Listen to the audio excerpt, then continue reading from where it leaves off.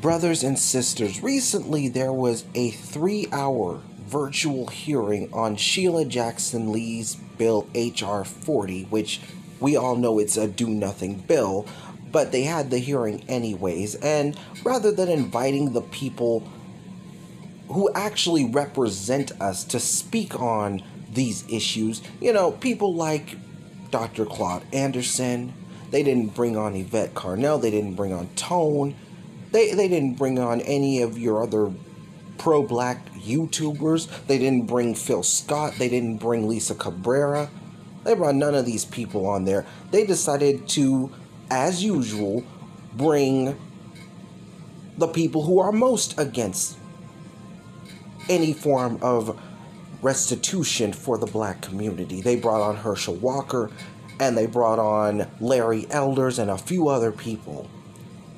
But I'm not going to do that today. I'm not going to do a commentary on them today. I am going to do a commentary on the specific demands we, as ADOS individuals, are demanding. That's what I'm going to do today. This actually was from the Black Authority. He had made this list of demands almost 8 months ago, but I'm going to go ahead and read it because it hasn't changed. So these are the demands, so everybody is clear. There's no misinterpretation. Everybody can be clear about what ADOS individuals / foundational black Americans are demanding. Reparations across the board. The wealth of America was and is based on the economic exploitations of the descendants of American slaves. Black people in the streets because police violence, white supremacist terrorism, and institutionalized racism are all in place as a means to ensure prosperity for white people and subjugation of black people. They hate us because we are black, but they are able to victimize us because we are poor. Truer words have never been spoken. That poverty is systematic and engineered, not accidental. The solution must be systematic and engineered, not accidental.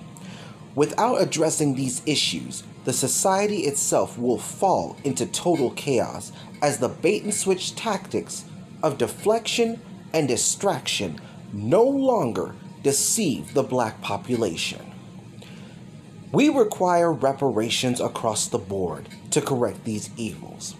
While only the descendants of American slaves are eligible for reparations, steps to dismantle systemic white supremacy and stop supremacist violence is a right of all melanated people of Aboriginal African descent.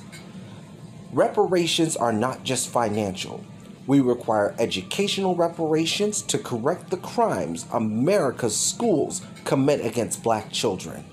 We require judicial reparations for past crimes, such as the killers of Emmett Till and Trayvon Martin still walking free, as well as the ongoing crimes of the white supremacist court system to continue de facto chattel slavery.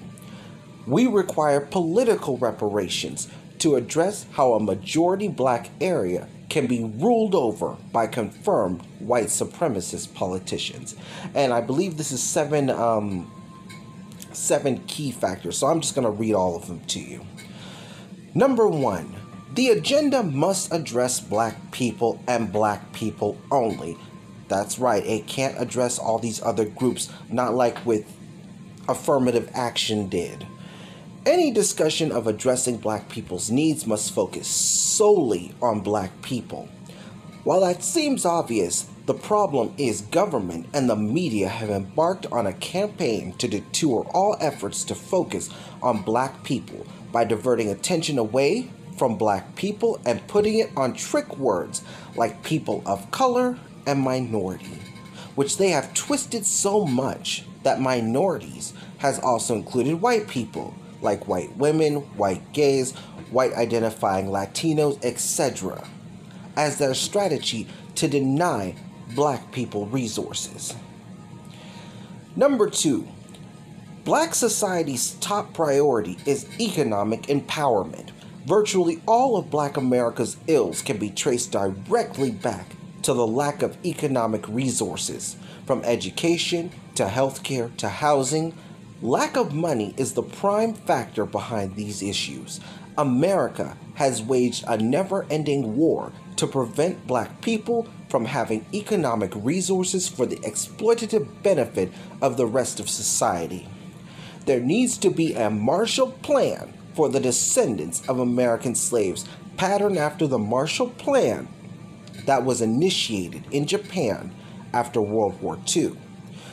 Public and private entities must all be incentivized and required to participate, as practically all of America's public and private entities have benefited from keeping Black people economically suppressed. So this one is basically saying we're coming to get the check.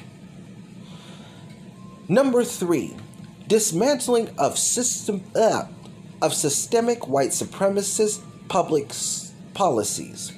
I'm sorry, let me read that again. Make dismantling of systemic white supremacy public policy.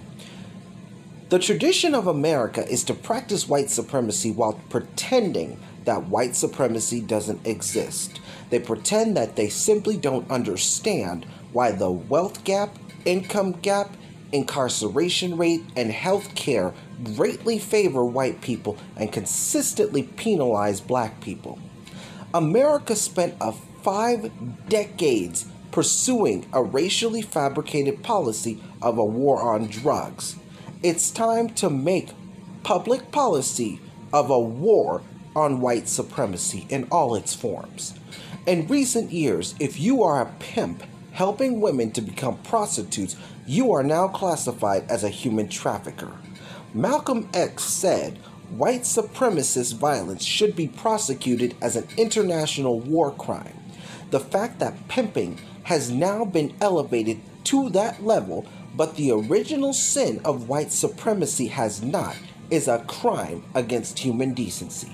Number 4, white supremacists and police violence is a human rights violation. Thank you very much for saying this.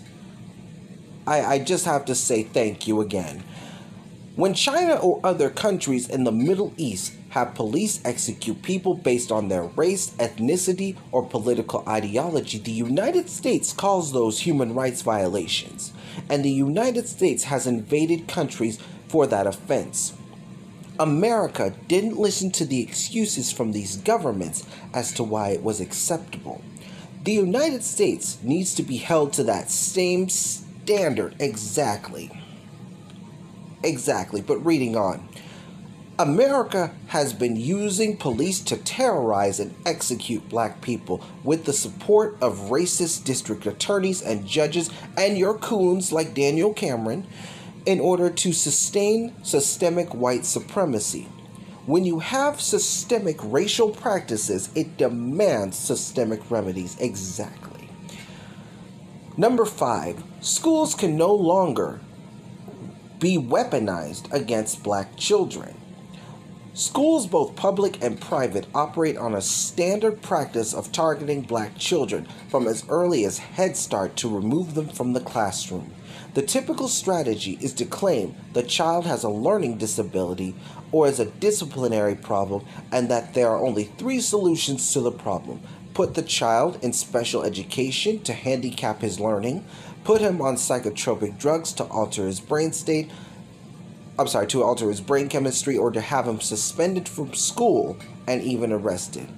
This leads to the disproportionate number of Black students who drop out of school, which makes them far more likely to end up in prison, that school-to-prison pipeline.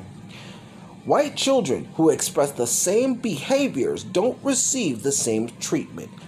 Homeschooling for capable parents and cultivation of Black education academies that meet reasonable education criteria are the best method for addressing white supremacy in the classroom.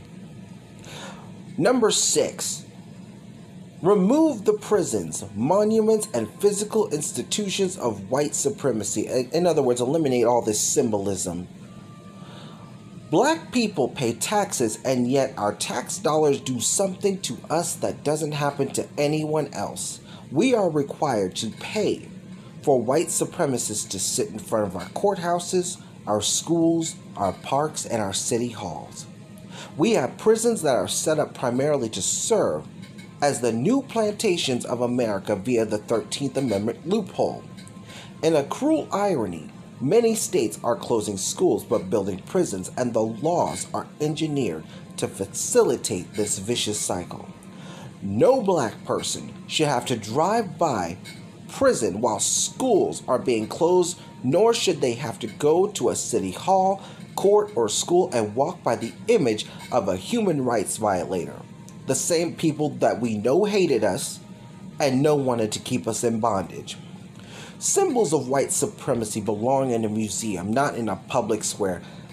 I don't know about that one, but reading on. Number 7.